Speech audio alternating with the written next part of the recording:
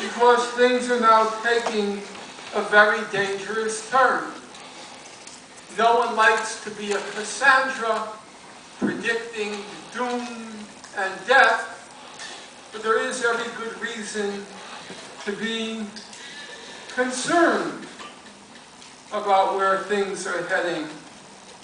Israel is upset because, as I mentioned earlier, it has this notion of its deterrence capacity. And deterrence capacity basically means the capacity to make Arabs scared of it. And the last few years, Israel has been suffering a succession of military defeats and bungled commando operations. It suffered a major defeat in Lebanon in 2006. It had a bungled commando operation in Dubai. And now Israel had another bungled operation in the Mavi Marmara. The Israeli newspaper commentators, they were saying what happened with these commandos on the Mavi Marmara. They said it was a disgraceful fiasco. It was a national humiliation. Our deterrence took a bad blow. It happened those naval commandos who boarded the Mavi Marmara. They were Israel's elite commando unit.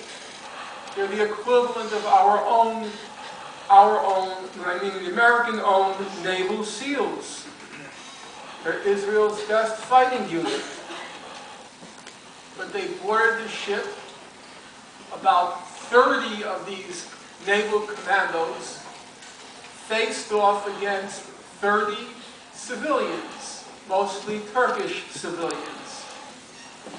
And as one passenger on the boat said, he said, these Israelis, now I'm quoting him, they look like frightened children in the face of an abusive father.